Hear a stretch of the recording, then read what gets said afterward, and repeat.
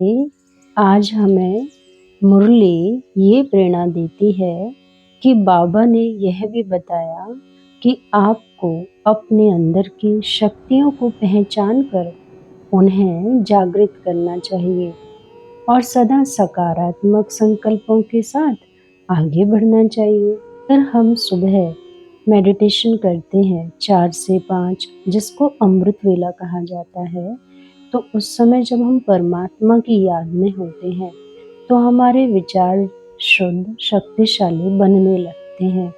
सारे दिन चाहे कितनी भी परिस्थिति आती है, उनका प्रभाव ही नहीं पड़ता। दूसरा, संकल्पों में बार बार जो पॉजिटिव होते हैं उनको हमें रिपीट करना चाहिए, दोहराना चाहिए। जैसे कि मैं शांत स्वरूप आत्मा हूँ, मैं सफलता की शक्ति से भरी हुई हूँ, मेरे विचार श्रेष्ठ और शुद्ध हैं।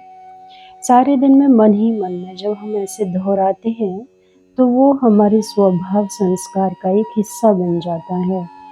नकारात्मक जो विचार हैं उनको पहचानें और उनका रूप परिवर्तन करें।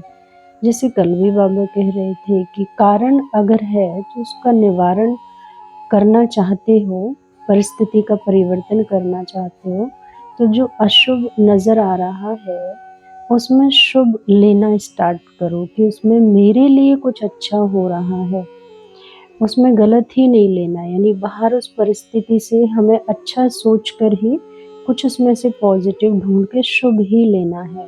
अगर ये है कि मैं असफल हो जाऊंगी तो नहीं, मैं ईश्वरीय शक्ति से सफलता प्राप्त करने वाली शिव शक्ति हूँ, है ना, उनका गॉडली स्टूडेंट हूँ। तो इस टाइप से जब हम हर नेगेटिव से पॉजिटिव लेंगे तो कोई भी कारण है उसका सहज ही हम निवारण कर पाएंगे। बाबा अक्सर करके हमें ध्यान खिंचवाते हैं कि बच्चे पढ़ाई अच्छी रीति पढ़ो, अपनी जो संगत है उसको अच्छे से अच्छे लोगों के साथ उसको मेंटेन कर। जैसे बाबा कहते हैं कि बहुत सारी बीकेस की बुक्स हैं, उनका आप अध्ययन करो और वातावरण जितना हो सके अपने आसपास। जैसे बच्चे स्कूल में पढ़ते हैं तो उनका जो रूम होता है स्टडी रूम, तो उसमें क्या माहौल रहता है ना, तो इसी तरह हमें भी कुछ बुक्स सामने रखनी चाहिए जिससे हमारा पढ़ने का मन करे। तो इससे भी हमारे जो संकल्प हैं बहुत पॉजिटिव रहने लगते हैं।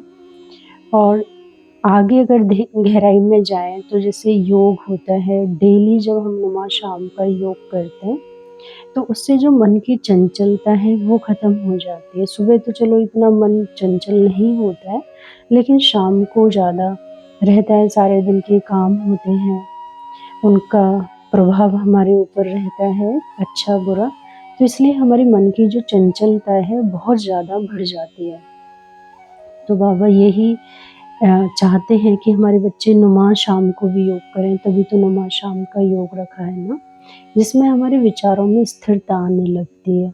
हम थोड़ा-सा गहराई में भी जाते हैं, जो भी परिस्थिति है उसकी भी गहराई में जाते हैं, कुछ अच्छी चीज़ें निकल के आती हैं।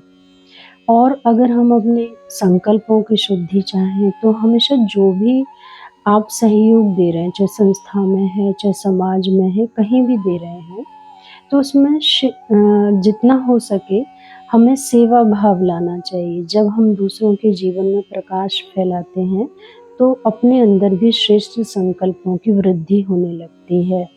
हर एक के बारे में हम अच्छा सोचने लगते हैं। तो यही आज की मुरली से प्रेरणा मिलती है, जो शिव बाबा ने कहा कि सदा सकारात्मक संकल्पों के साथ आगे बढ़ना चाहिए।